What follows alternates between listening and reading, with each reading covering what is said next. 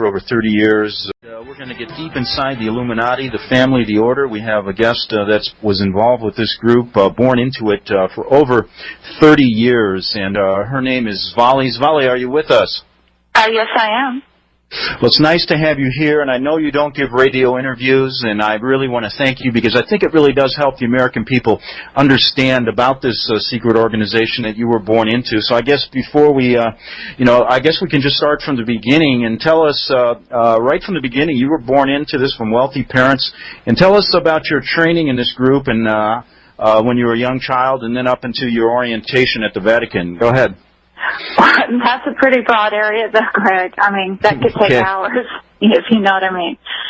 Yes, but if you could just outline it for us. Yeah. I mean, I was born in a group. I was born in Germany, came to the U.S. very young, and basically went through all the training that the group, all members of the group do undergo training to different degrees, depending on the role.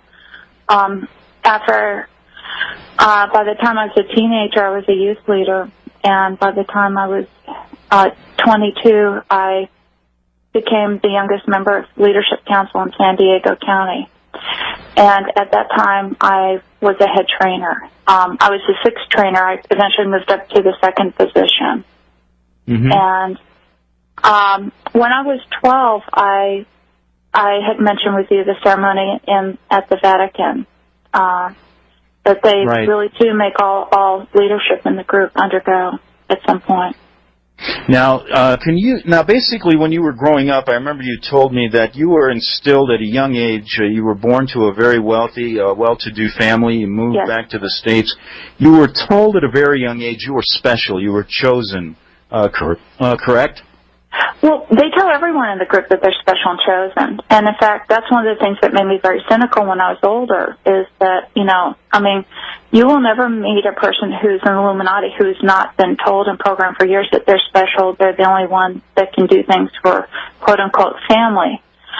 But I was told, yes, I would do great things for family one day. And the reason why, I guess, I can filter some of this with objective view is I know what my role in the group was, and it was over quite a significant number of other people. So I don't evaluate my role or specialness within the group, not so much by what I was told, but by what I did. So you reach the age of 12, and then you're told by your parents you're going to an induction ceremony in the Vatican. Can you tell us how that happened and what occurred at that ceremony when you went there? Okay. This isn't easy to talk about, as you know. When I was 12, I was flown over to Germany, and I was at, I'll call him the German father's house over there. And there was some preparation for a few days beforehand, and I was told that there would be a very important ceremony, and it was considered a sealing ceremony at that point. And basically, I was told a little bit about what I was expected to do during the ceremony. When we got there, we went to the Vatican. There's underneath the Vatican. There's a large room that I described to you when we talked before. It has 13 catacomb chambers leading into it and what they do is they, as you go down these steps into the room, you can see that it's almost circular, and so they're all around it, and they bring out the mummies from the catacombs, and they set them beside each one, and they say that the spirits of the fathers watching over the ceremony. And during the ceremony, there was a large table in the center of the room. It was on top of a huge golden pentagram, and they had a ceremony there. Okay, now how many other children were with you being inducted into the family or the order, as they call it? There were two other children at that point, but there were several adults too. Okay. See, the church also brings in adults to swear their allegiance too. Just so you know, I was told, and I don't know if this is true, but if you want to rise to a certain position within the Catholic Church hierarchy, you do have to go through that ceremony as well. Okay, so you're down in this room with your parents weren't present. No. The German father and the French father were. Yeah. Okay, and at that point, tell our listeners what you witnessed. Well, there was a table. It looked like dark glass in the center of the room. I mean, it was made of stone, but it was very shiny and dark and black. And it may have been something like obsidian or onyx. I'm not sure. You know, I'd have to. That's the only time I've seen stone like that. And it had like around the corners, it had like these gold, I guess, channels that you know, to collect fluids. And little boy was placed in the center of the table and drugged. I think he was drugged because he was very quiet. He didn't move or say anything during the ceremony. This was a little 3 or 4 year old boy. Yes. Correct? Yeah. And then they continued to go ahead. They continued to do a child sacrifice. Yes, right in front of you. They did. Yes. Yeah, I told you about that before. Yeah. Now afterwards, quite what a unbelievable experience for a youth. I mean, for a 12-year-old. I mean, I just what went through your mind? I guess when that happened. I mean, I was terrified. I mean, I was absolutely horrified. I can't describe the terror you feel when you go through something like that. And do you remember the words they were saying as this was going on?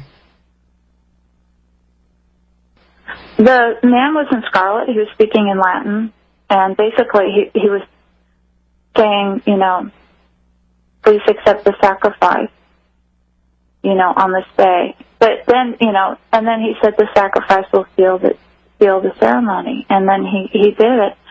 Again, I was so terrified that.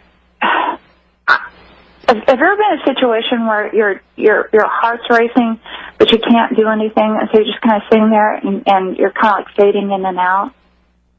That's kind of. I can remember as a youth being frightened, but I don't think I've ever. No. All right. Well, gone through anything quite like what you. Yeah, imagine your heart rate going up to about 220. You can't move, so you're kind of shaking, but trying like not to show it.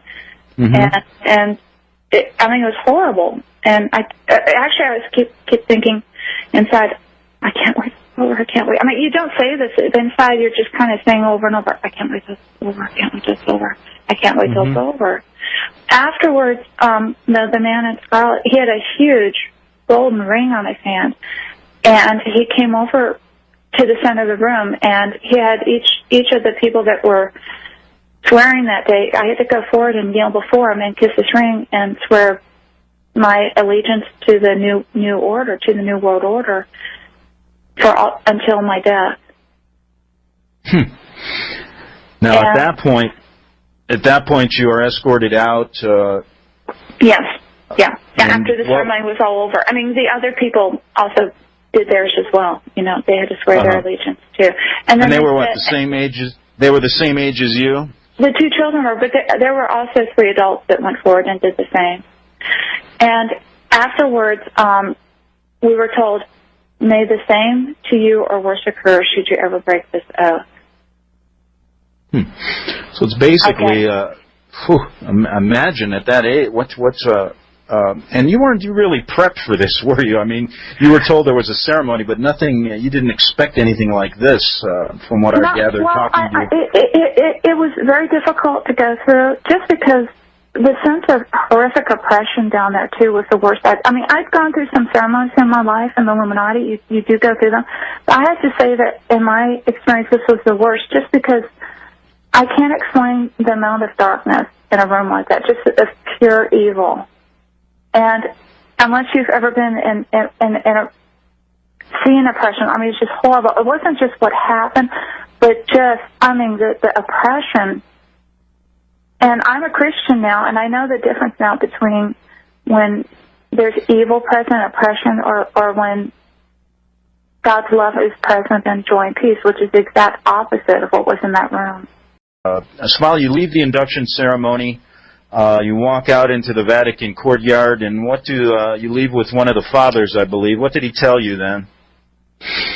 At that point, he just told me to never forget that, you know, he told me that I performed well during the ceremony because I didn't scream or, you know, pass out or anything like that. So he said, you did very well, and he was pleased. And then we went and stayed at a home nearby, a local, it must have been a local person. I didn't know them. We spent the night there before we went back to Germany. Okay, and what about the other people during the ceremony? How did they handle themselves? Do you remember? I'm going to say, unfortunately, I'm so, and when you're in that kind of situation, the last thing they're thinking about sometimes is what the other people are doing. I was just so trying to not, lose it myself. And that I do know that, I mean, no one screamed or shouted, or anything like that. Everyone was quiet. I think to say dead silence is, unless the person was spoken to, is true. Or unless they had to go forward and kiss the ring. Let's move on. I think the question I wanted to ask you, and this is such a wide subject. I've had a chance to talk to you a number of days, and I've done some stories about it. You go back home. You're 12 years old. You said you were schooled into 12 disciplines. So your life begins, and now you're in some type of organization that isn't. That is very different than what most people experience. But tell us, I guess what I want to do is leave it open to you to begin. I mean, you've written so in-depth on this story. I'm just going to give you the microphone and let you begin and tell the listeners what you think is important about your original training, about the group, and about, many things that I know people want to know about the Illuminati. Go ahead. Okay. Well, Greg, first I want to say that my purpose in talking about this is not to glorify evil, because there are very wicked people out there, very powerful people. And I don't want to at all magnify their power, but I do want people to know that this is real, that these people exist, that people who say there are people out there that are involved in these activities, it really happens. I also, because I know that there are children being hurt in the group every day, and that's my motivation for coming forward. I don't like giving interviews for obvious reasons. I'm willing this one time to lay aside my thoughts of personal safety because these people need to be stopped. It needs to be stopped. Okay. Well, go ahead. And normally children in the group are born into it. While the Illuminati very rarely does outside recruitment, that's not their main method. It's just passed down generationally from father to son and mother to daughters to children until the whole family line is in it. Throughout the centuries, people have tried to escape, but a lot of times they were either poisoned, murdered, or set up to look like a suicide. They don't like it when people leave, and they try to make it very difficult, simply because it looks bad. They go through an enormous amount of training from the time you're an infant. You undergo indoctrination. And when I say indoctrination, I don't just mean like cult programming so much as watching your parents and seeing what they do. My parents modeled their behavior. To them, the group was very important to growing up. I saw that 3 times a week, everything was dropped to attend to the activities. Okay? Okay. Basically the training process is designed to help you take on your adult role in the group. The Illuminati covers so many levels, though, too. It goes all the way from what most people think of as like a satanic coven type thing at the very low local level, all the way through. It's a huge, enormous business corporation. At the mid-levels, you have people overseeing finances and administration, who are overseeing, these people are making a lot of money through gun running, through white slavery, prostitution, pornography. They have links and ties to the mafia left and right. And, in fact, the mafia are afraid of them. Yeah. Well, think about it. But because they know that you don't cross the members of the group. They have a very spiritual orientation. They're not satanic, though. They're Luciferian, which is a difference. But the ultimate goal of their spiritual philosophy and their steps of discipline is they believe that should you complete all of your training, that you become a god. That is their actual end goal. Is they believe in the achievement of godhood, of the luminous philosophy, through different means, through what they call enlightenment or illumination, which is how they got their name. Mm-hmm. They're international. In Europe, there's 12 fathers who sit that represent the different nations of Europe. They are very expectantly awaiting He who is to come. And during that ceremony in the Vatican, on my knees, I had to swear my allegiance to serve He who is to come. They believe. Svali, can you? I have to take a break. We'll continue with the massive organization. Your role as a mid-level person in the Illuminati on the Republic Broadcasting Network. Svali, why don't we just pick it right up where we left off at the break? You were telling us about this hierarchy that starts with 12 fathers. Can you just run that down for us so people know exactly how this group's organized? Sure. At the top levels, it's in Rome. That's the center or the heart of the Illuminati. That's where the power base is. And that's why all leadership must wear fealty in Rome, because that's considered the core of the spiritual center of the universe, is how they view it. From there, in Europe, there are 12 fathers, one for each country in Europe. When I was younger, too, I had to also meet with the fathers at one point and kiss their rings and go through another ceremony of allegiance to them as well. There's in the Illuminati, the European fathers, though, rule over what are called the different houses. For instance, if you're from Germany, then you belong to the German house. If you're from France, you belong to the French house. They call them houses. UK, Russia, Poland, Belgium, Spain, Italy, and others. From there, America was considered a mission field for them, and in the 1600s, Pittsburgh became the first port of entry for them, and that's where they first settled, and so that's why it's still considered a spiritual power base for the group on the East Coast in the U.S. You know, and I did want to mention one thing. And a caller or a listener, or a reader of your stories, sent me an email, said, Greg, check into the reason why President Bush, right after being elected, went to Pittsburgh and talked to a Masonic group there. I found that quite interesting. Go ahead.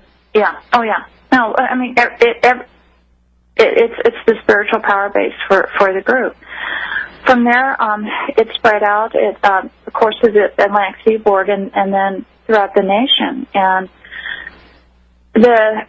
while the nation is divided into many regions, multiple regions, 7 main regions, the East Coast region has its spiritual power base in Pittsburgh, but the administrative power base is in Alexandria, Virginia. That's where they administer the finances or the day-to-day operations. The West Coast, or the West region, or west of the Mississippi, has its power base in the San Diego area. And that's where you spent a lot of time, correct? Yes. I was sent from the Alexandria Council, sent me to San Diego to help them out. Okay, go ahead. Let's see. Those are the two, of course, main regions, and then each of those regions are divided into sub-regions. And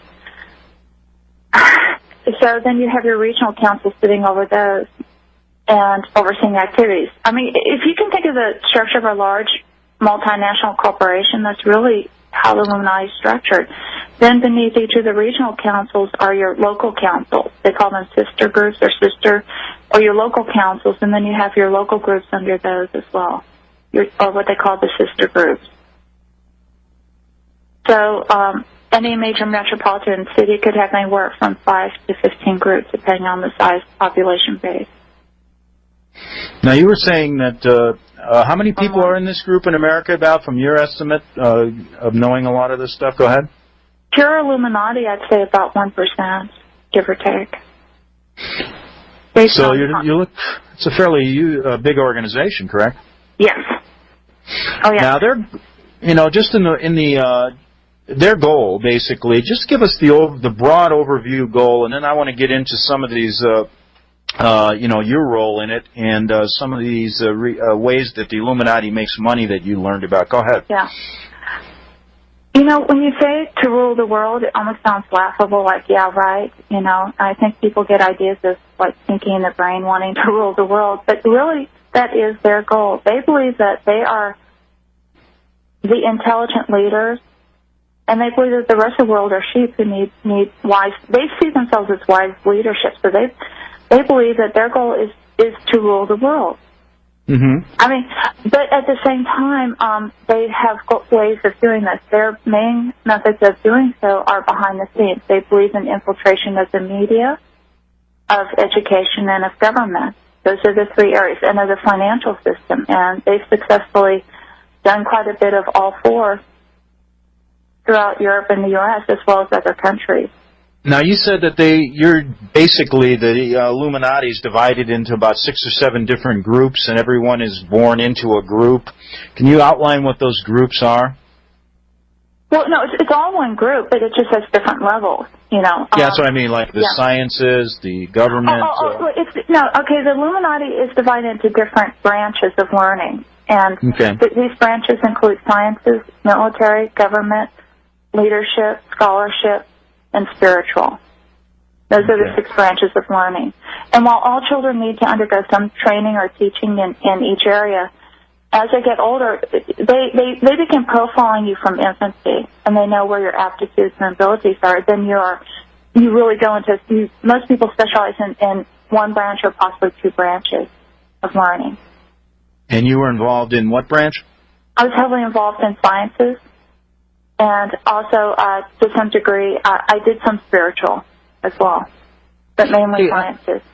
Just to backtrack 1 minute, these 12 disciplines, as a child, you were rigorously trained in this, correct? Yes. Okay. And what were those disciplines? I mean, if just, you don't have to go through each one of them, but what primarily were you taught? I think the best way would be to just give you an example of just one type of training that they do. Okay. When I was 2 years old, I was left in a room for probably a 24-hour period. When you're that age, it's hard to estimate, but it was a long time. I know that the sun did go around at least once. You know, it wasn't just like a few hours. And at that age, when you're 2 and you're left completely alone without food and water, you're terrified. And at the end of the time, I was just dying of thirst. I remember I've never been so thirsty in my entire life. And my mother walked into the room, because a lot of times they have the children, you know, or the parents train the children at these early ages. And there was a table in the middle of the room, and I'm sitting there, and she sits there, and she brings me this cold pitcher of water, and she starts pouring it. I said, "Mama, I want a drink of water." And she slapped me out of the chair. And I remember crying, and I'm like, and as I'm crying, and she's drinking the water in front of me, then she leaves. She takes a pitcher of water, and a couple of hours later, she came back in and did the same thing. I said, Mama, I want water. And she slapped me, across the room. And after this had happened about 3 times, luckily I was bright enough that by the 3rd time she came in, I remember crying silently. I just looked at her. I didn't ask. And after she got up and left with the pitcher, then a man came into the room. He said, "You did very well that time." And then he gave me a drink of water. And I've always, that was part of the learning not to want stage. And looking back on it, I realize now as an adult that the purpose of that training was to teach me not to recognize my own physiological needs and respond to them, but to look to outside people to tell me what I wanted or needed. Now, you basically, you told me that you led kind of a dual life in the Illuminati. I mean, that's basically how they function. They have a day job, and then at nighttime you're quite busy sometimes with the cult's activities, correct? Yes. Okay. What I wanted to get into, if you were talking about these groups, I remember I mentioned to you, you said you had meetings 3 times a week, and I said, well, what about if I wanted to go and visit? Maybe do a story about them. What would happen, or would I be able to find one of these meetings that were going on in your area of Escondido?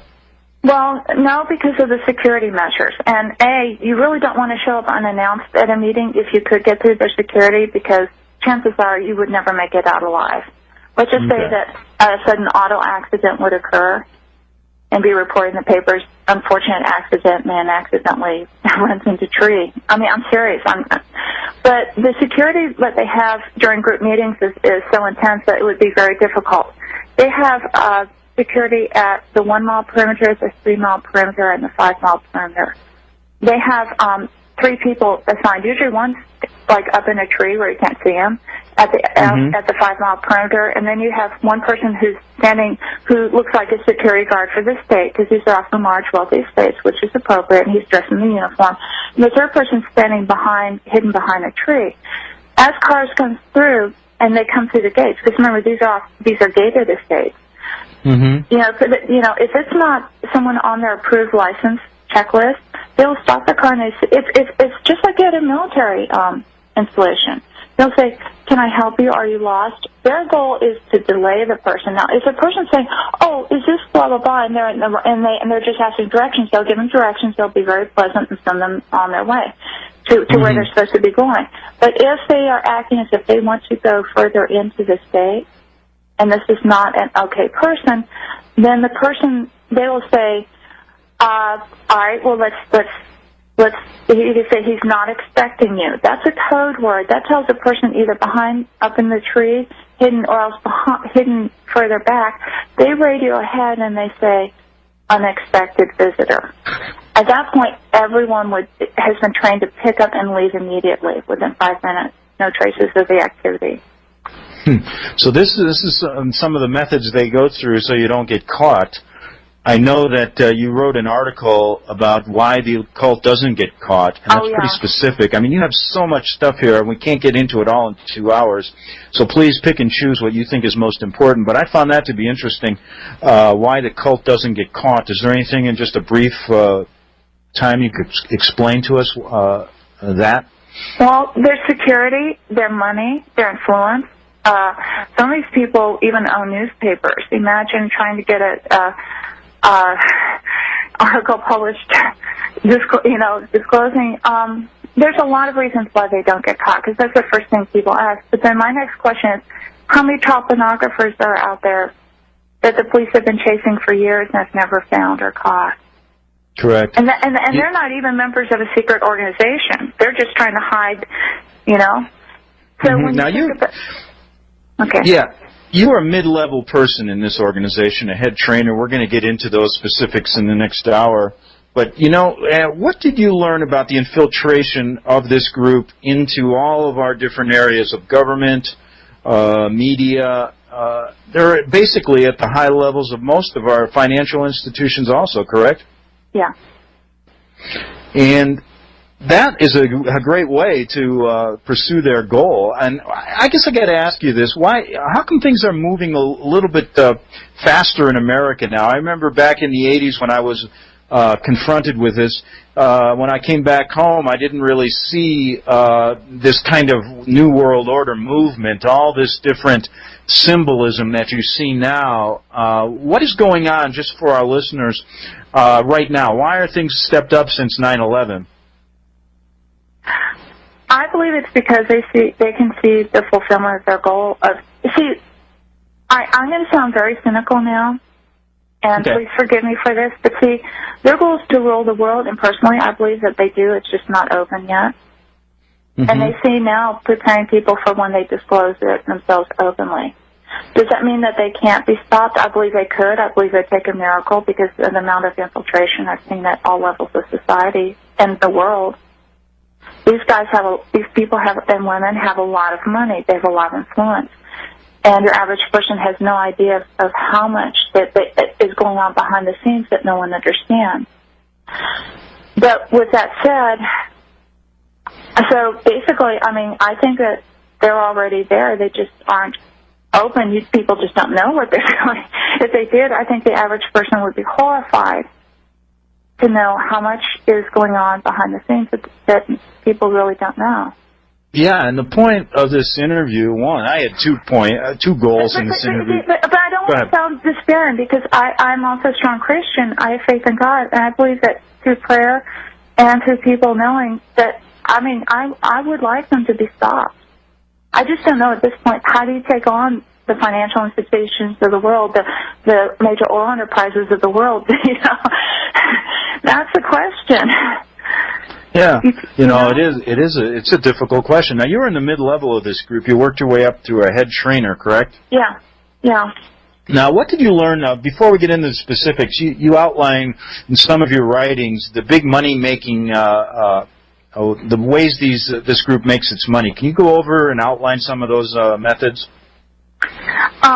Again, if you can think of an illegal activity, they're probably involved at some point. Maybe not overtly at the point of where the actual money is first changing hands.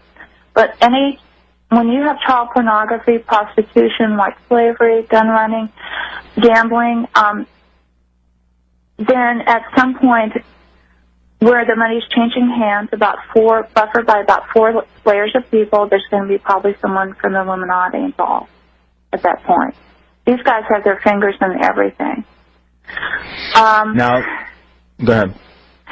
But they also use legitimate means. They launder the money. I mean, when you have a lot of money, you have to do something with it. And so what these men don't come in and say, "Hi, I'm a member of the Illuminati, and I want to, run your bank." But what they'll do is they'll quietly come in and become a quiet investor, start buying up shares, and over a period of maybe almost a lifetime, they will get a controlling interest in the bank, or else become a very, and maybe in their son's lifetime, because that's the other thing about the Illuminati. The Illuminati do not see it as it must happen now in my lifetime. These people have goals that last for a century or 2 centuries.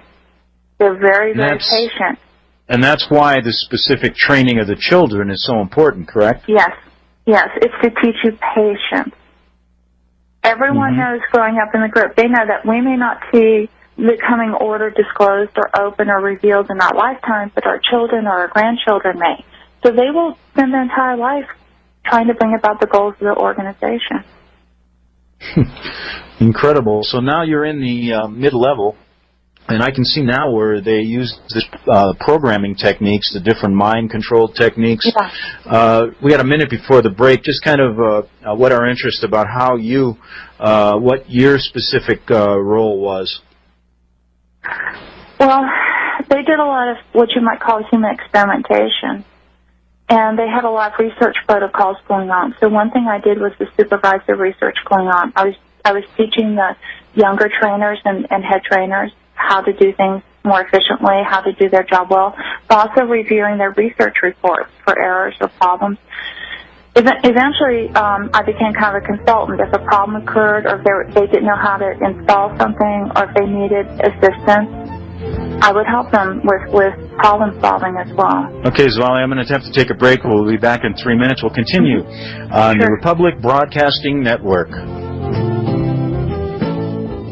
We're talking about some of the jobs in the Illuminati, the practical daily jobs that these members of this group who are infiltrated in America heavily take what they do. Now, one thing I find interesting, Svali, is, in the media, I'm not going to name names or anything, as I don't have any specific information, but I find it interesting doing some background checks, and a lot of the top media people in our country, they all come from these very wealthy families. And, that's not the typical MO for a journalist.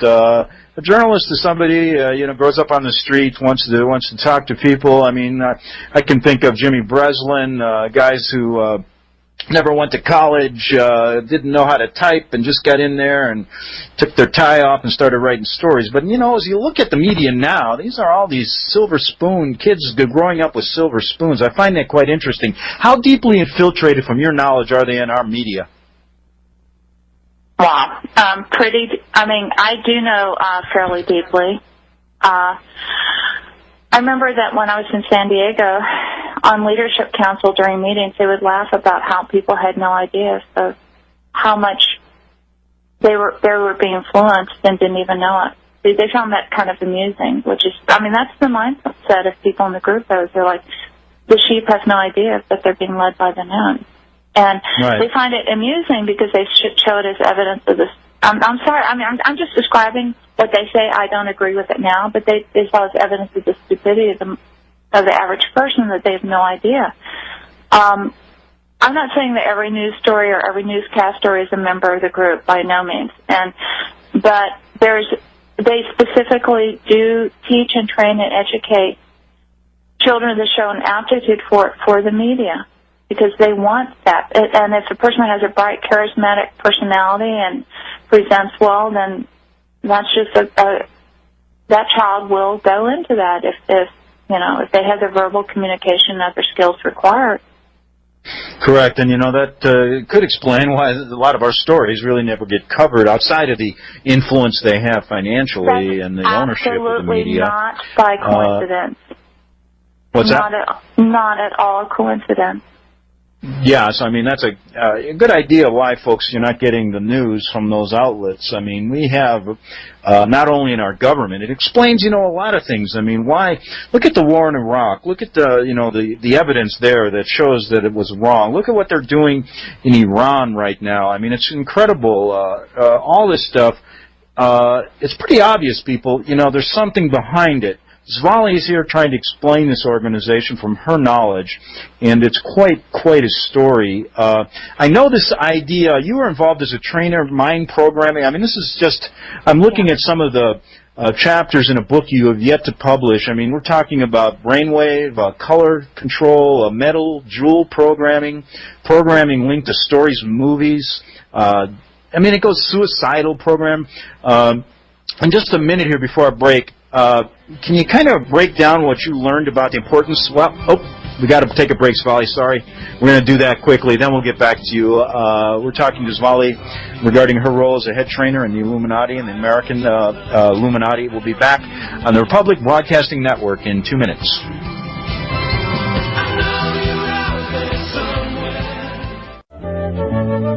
Okay, we're back on the Investigative Journal. One more hour, we're talking to Svali, and she was a head trainer in the Illuminati. Svali, what type of programming do they actually teach you, and how do you learn these different techniques? Well, you're taught from childhood on. My training in how to be a programmer was very young.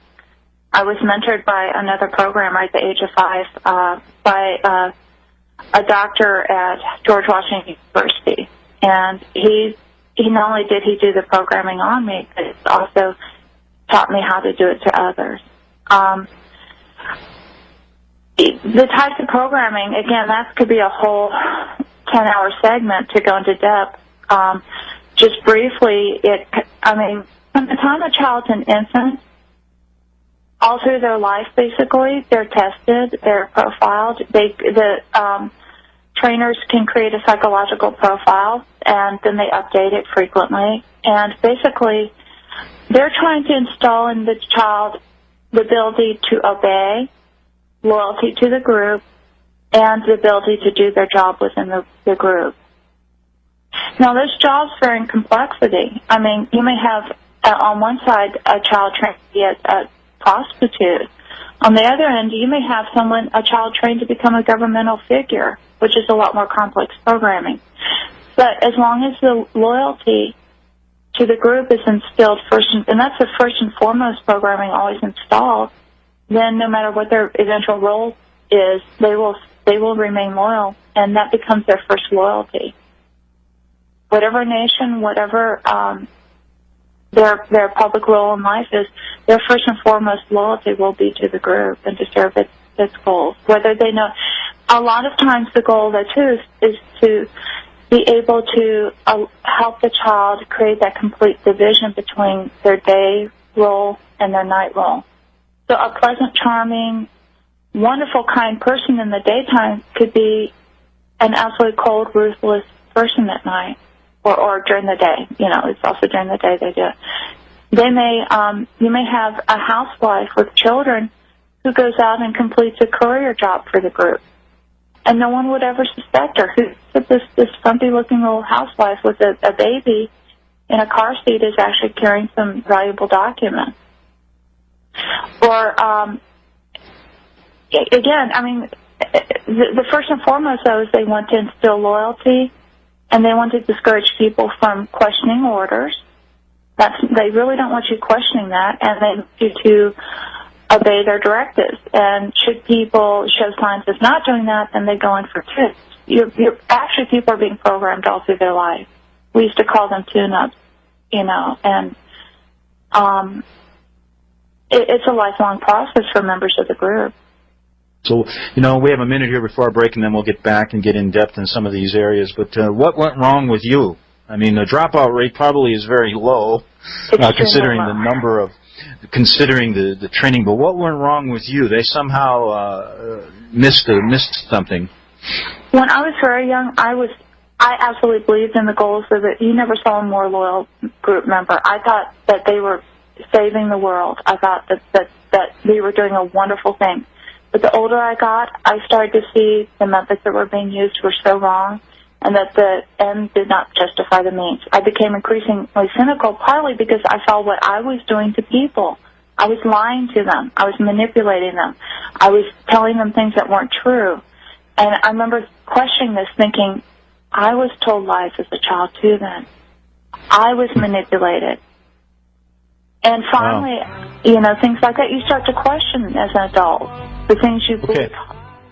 Svali, I wanted to ask you a question before we get into how you finally left the group and what happened to you afterwards, your life now. Tell us, you wrote an article, it was kind of interesting, A Day in the Life of a Trainer for the Illuminati. Tell us kind of what you went through in a normal day in your role at the Illuminati. Go ahead. Okay. Basically, I would get up.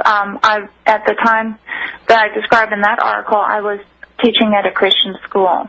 And so I would get up, I would get my 2 children, I dressed, ready for school, look just like a normal mom, go through the day, come home, we'd have little friends over and play and stuff like that, and then, have dinner, I was a good mom. I was your average American housewife, on the surface.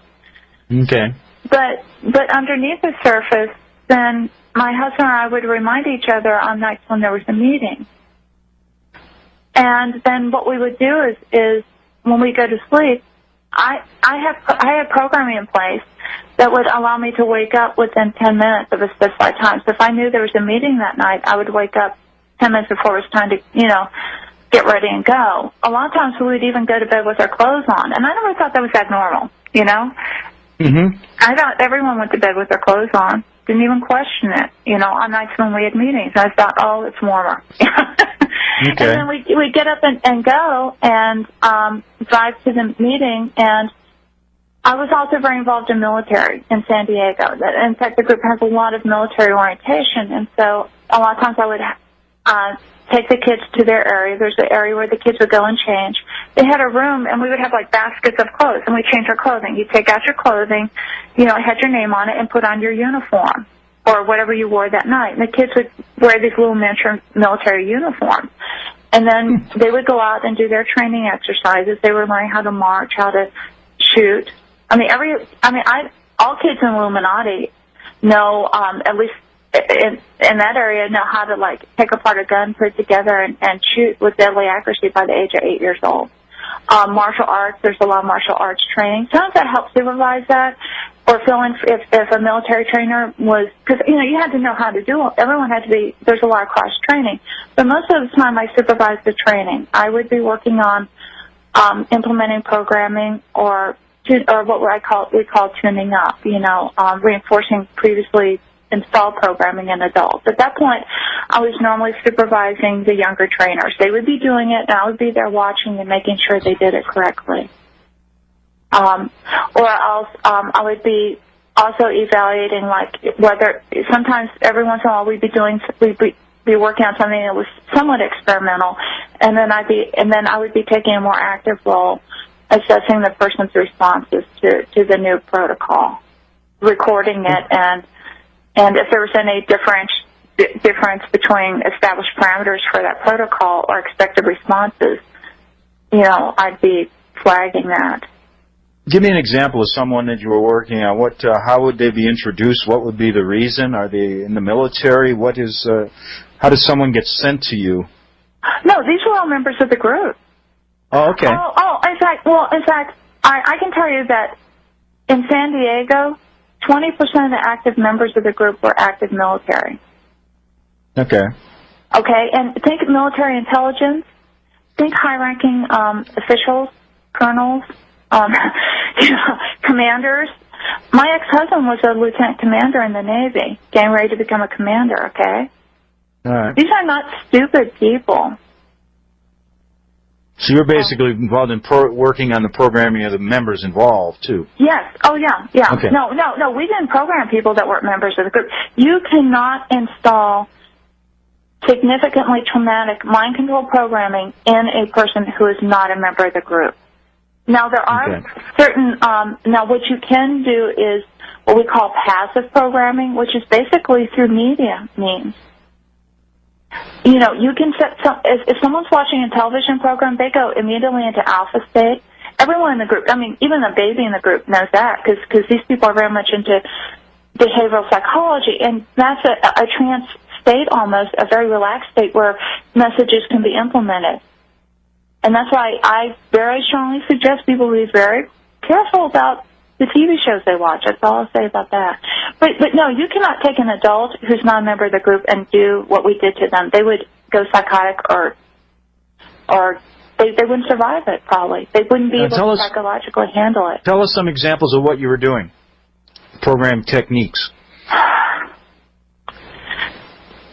Sometimes it would involve, normally it would start with a hypnotic induction, or even sometimes we'd inject the medication. A lot of times, especially young children, have a lot of fear when they're going into programming, but adults did too.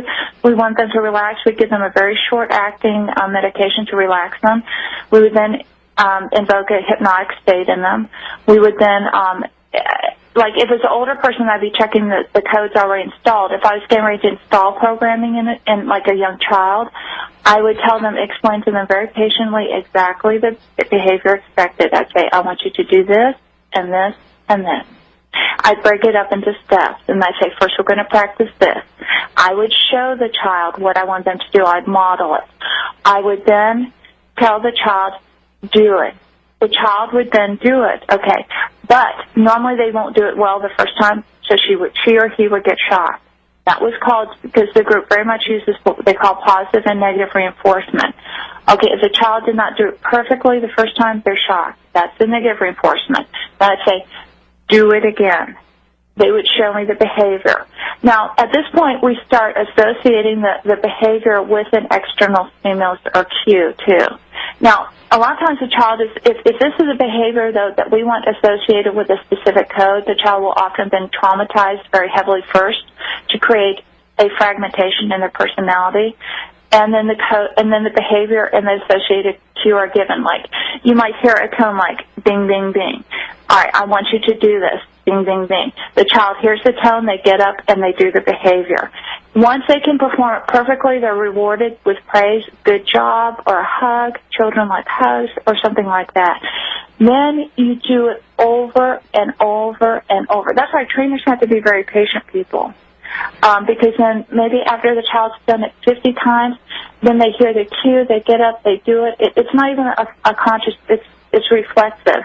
At that point, it's considered installed.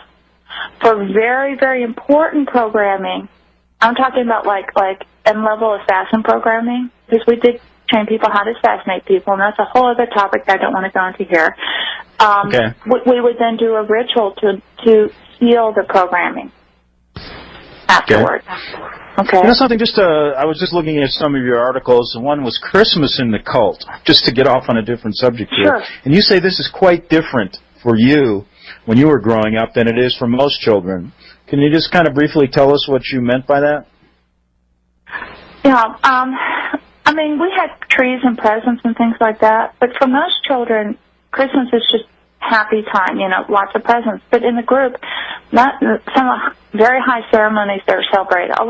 Several times, many times, I flew to Germany, and there was no Santa Claus. They had a figure called Father Yule, who represents Christmas there, but he is not the kind of benevolent Santa that you see here. This is a man with a golden scepter, dressed in a white robe and a golden sash around. And I was once at the German father's house where there was a gathering of children and adults, and Father Yule was present, and he raises the scepter and basically strikes down a child in front of everyone. Oh my God! I know. Strikes down the child. Yes, he struck down the child with his scepter, and that is not what you call a happy Christmas, you know. No. Now, at the same time, yes, we did have tree and and fruitcake and all that, and decorate the house. But there's another side to Christmas. I'm just listening, and I just can't believe, we got leaders in our country that have probably gone through this kind of stuff. I mean, it's just incredible, this group. I mean, I know they've been around for a long, long time, thousands of years, and gone through, came here, George Washington was a 33rd degree Mason, and we go on. The question, I want you to understand, just from my point of view, I just wonder how, you write a story at the end of the Illuminati, how do we get rid of these people? I know you're out of it. You couldn't take it anymore, but do you think we can inspire more mid-level people to just leave like you so they have no one to do this kind of insidious, crazy programming and lifestyle? What do you think? Well, I believe that as strongly as a Christian that it's a spiritual warfare as well as a emotional and psychological warfare. I believe that by the grace of God. But I will also say that when I was in the group, a lot of the members are not happy. You will have people in the group that are there because they love it, because they believe in the goals, they're totally dedicated. But to be honest, I also knew as many people who would have left in a minute if they thought that they could get out and make it. And about your husband, just to break in and then go back to that, do they marry you to somebody in the group, or is that forced on you? No, in the group, marriages are always arranged in my experience. In my 38 years in the group, I never knew of a couple in the Illuminati that did not have an arranged marriage.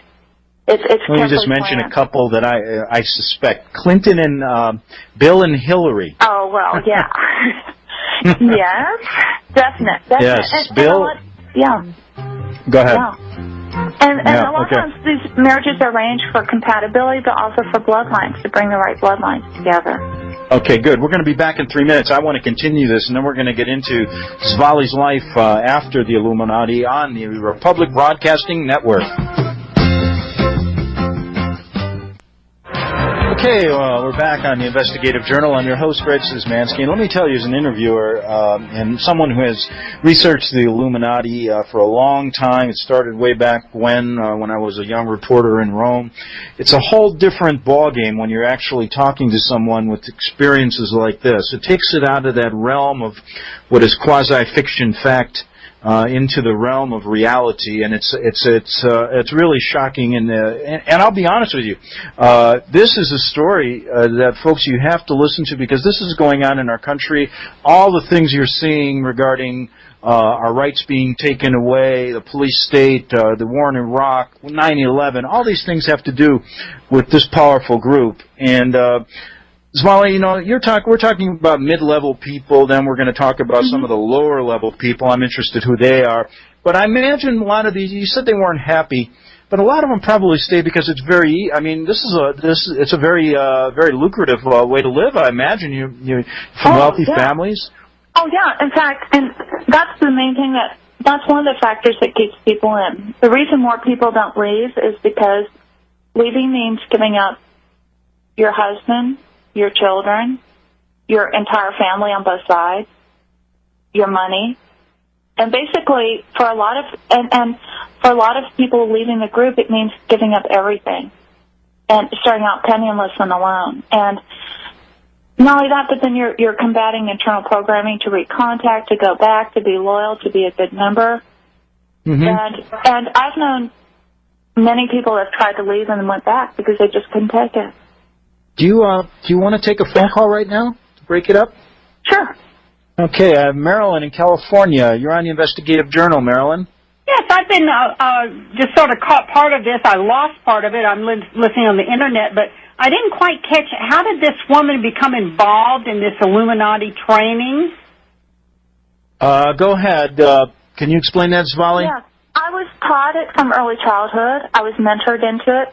Trainers in the group are mentored. You work with older adults, and they show you, and you are given increasing responsibility until by the time you're in your teens, you are basically doing adult training responsibilities. You can talk for years. Your parents put you in it, or? Yes, they were members. Oh, I see. So it comes down through one parent to another. Or from both. Are they private schools? You what? Are these private schools? Well, when my children were schooled at private Christian schools, they were all Illuminati.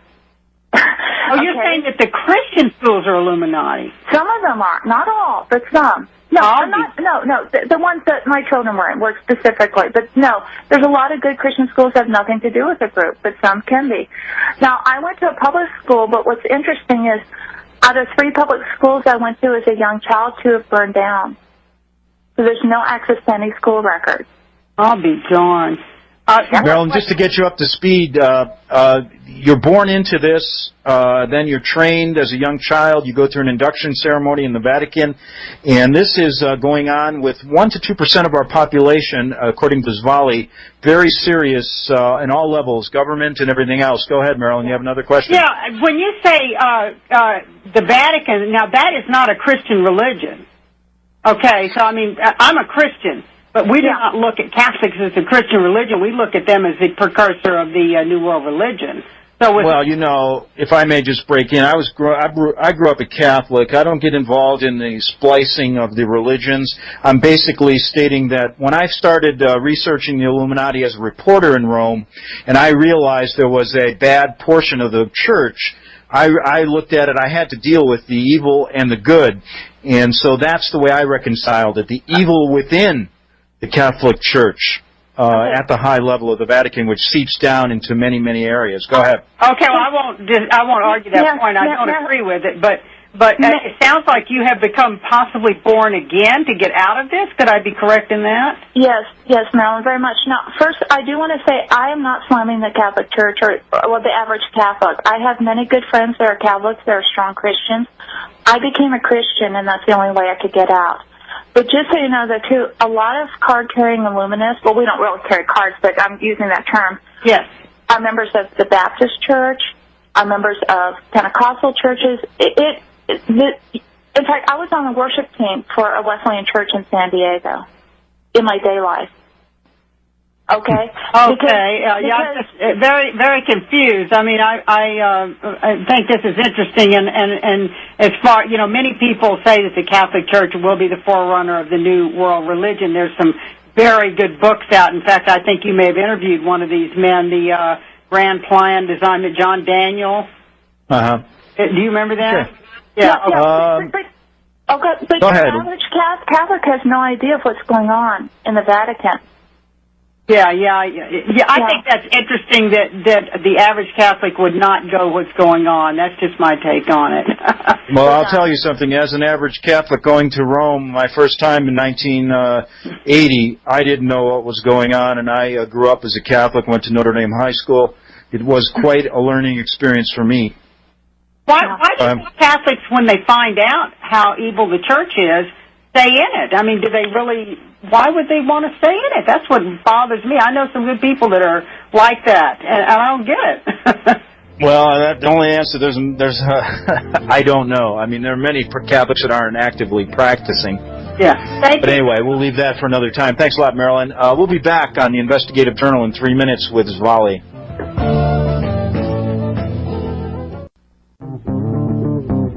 Okay, they're not going to get me, that's for sure. My house is anti-illuminated. It's not going to happen, folks. And, just to end that, Svali, before I get back to you, just to end that conversation we had with Marilyn about Catholicism, I look back and I really thank my dad, and I do it in kind of a way, I'm just thinking about it now. I didn't know what the church was about, but, something strange did happen when I was young.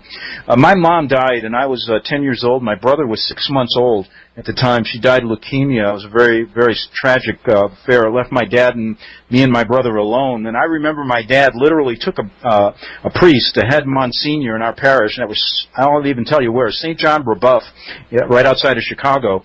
And this man came into our house, I'll never forget it, and said that he was going to put me and my little brother in an orphanage. And my dad literally picked him up and threw him out the door, literally.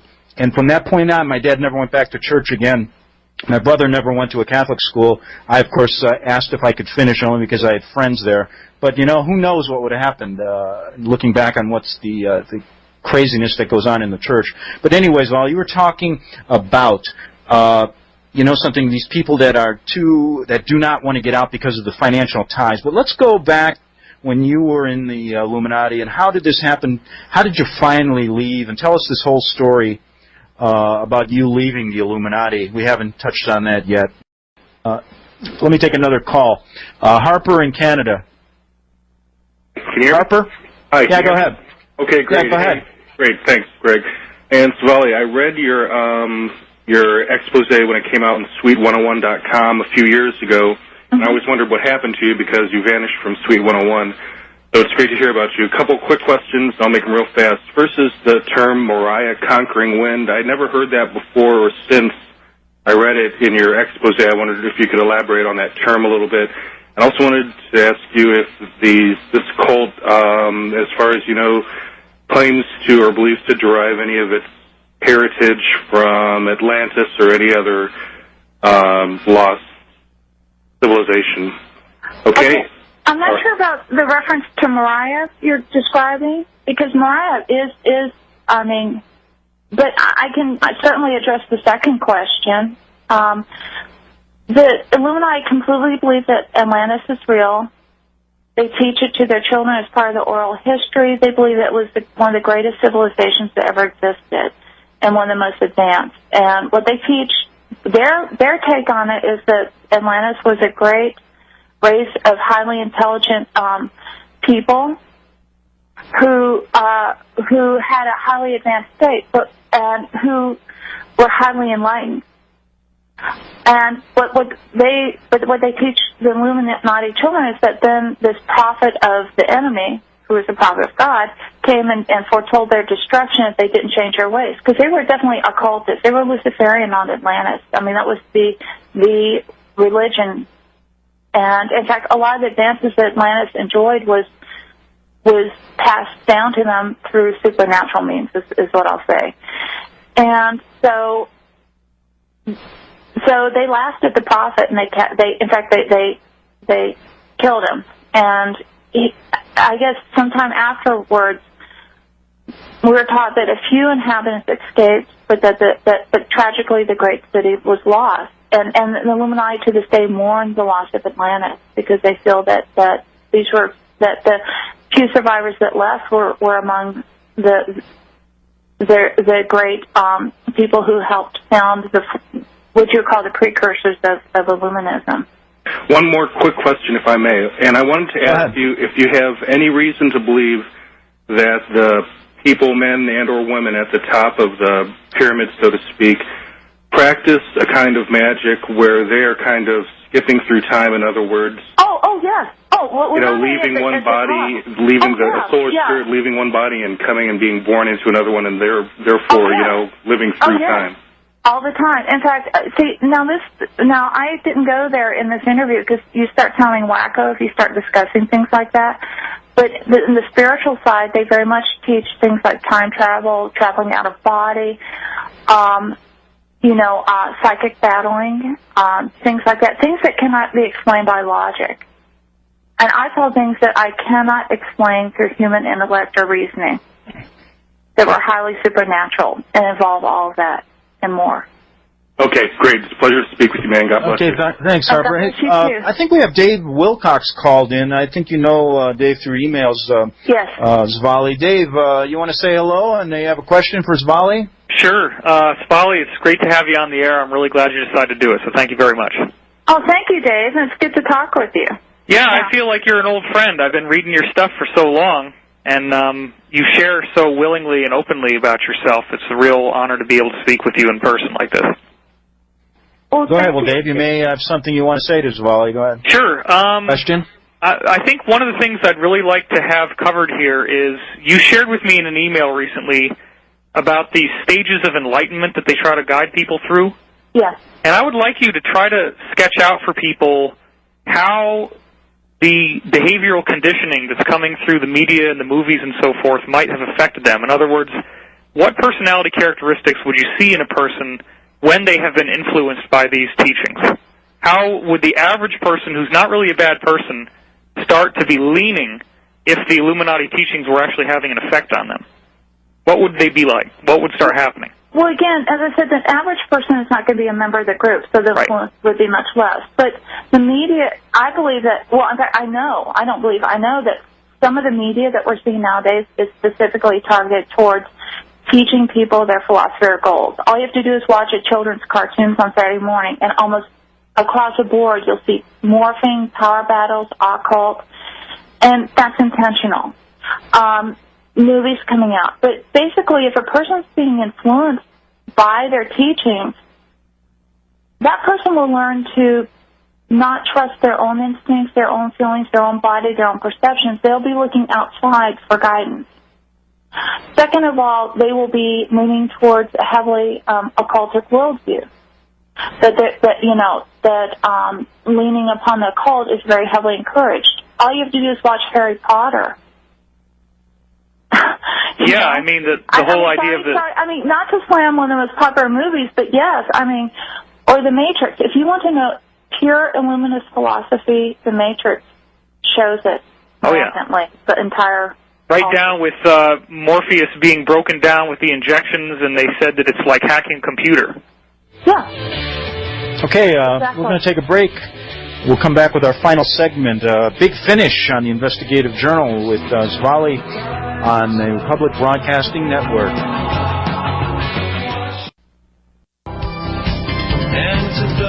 Okay, we're back with our final segment with Svali, and she's telling us about her experiences, 30 years with this insidious group, the Illuminati, and how deeply penetrated and infiltrated they are in our culture and in our country.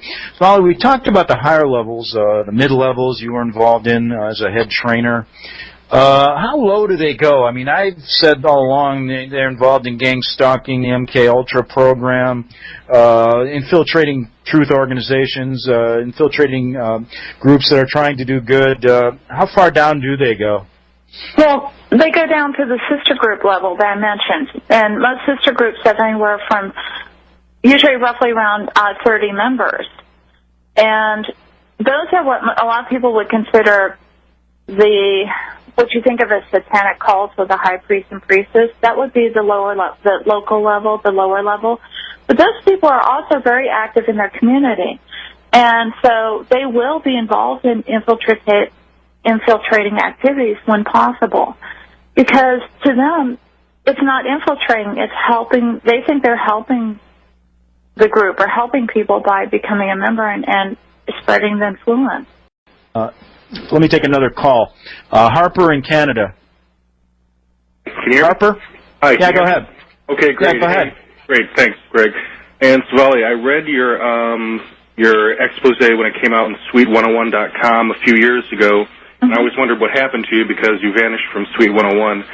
So it's great to hear about you. A couple quick questions. I'll make them real fast. First is the term Moriah conquering wind. I'd never heard that before or since I read it in your expose. I wondered if you could elaborate on that term a little bit.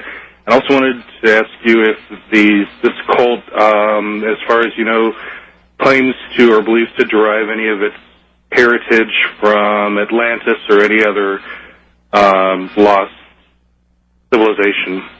Okay? I'm not sure about the reference to Moriah you're describing, because Moriah is but I can certainly address the second question.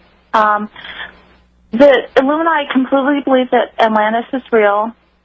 They teach it to their children as part of the oral history. They believe it was one of the greatest civilizations that ever existed and one of the most advanced. And what they teach, their take on it is that Atlantis was a great race of highly intelligent people who had a highly advanced state, and who were highly enlightened. And what they teach the Illuminati children is that then this prophet of the enemy, who is the prophet of God, came and foretold their destruction if they didn't change their ways. Because they were definitely occultists. They were Luciferian on Atlantis. I mean, that was the religion. And in fact, a lot of the advances that Atlantis enjoyed was passed down to them through supernatural means, is what I'll say. And so they laughed at the prophet, and they killed him. And I guess sometime afterwards, we were taught that a few inhabitants escaped, but but tragically the great city was lost. And the Illuminati to this day mourn the loss of Atlantis because they feel that the few survivors that left were among the great people who helped found what you would call the precursors of Illuminism.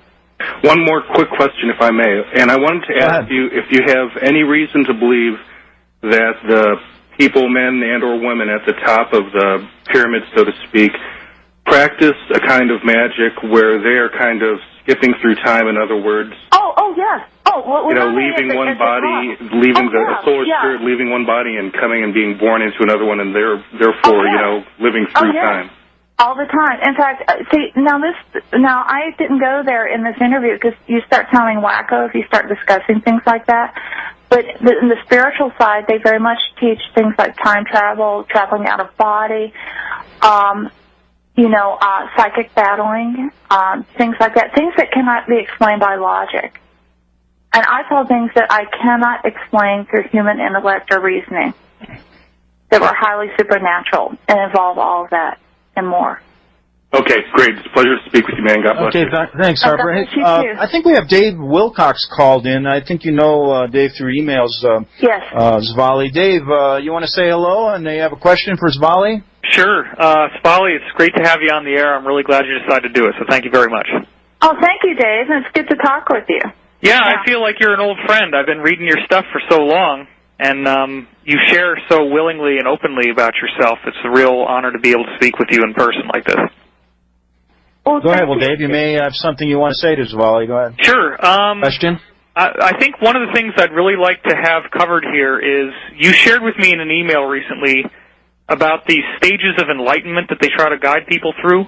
Yes. And I would like you to try to sketch out for people how the behavioral conditioning that's coming through the media and the movies and so forth might have affected them. In other words, what personality characteristics would you see in a person when they have been influenced by these teachings?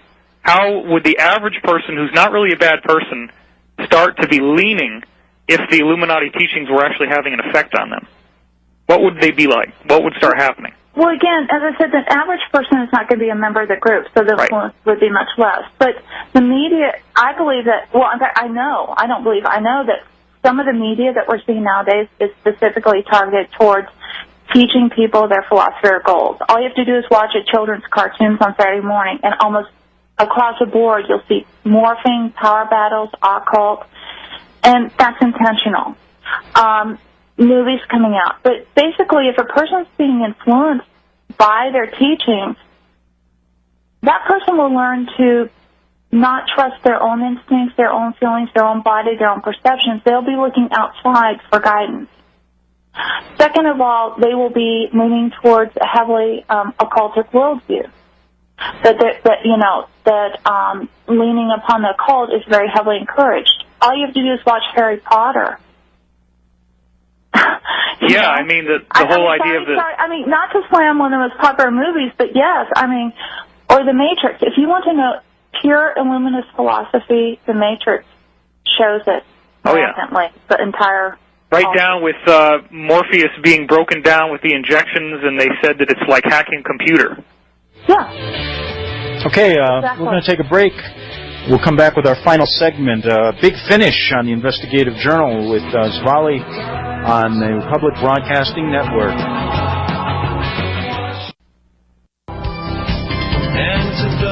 Okay, we're back with our final segment with Svali, and she's telling us about her experiences, 30 years with this insidious group, the Illuminati, and how deeply penetrated and infiltrated they are in our culture and in our country.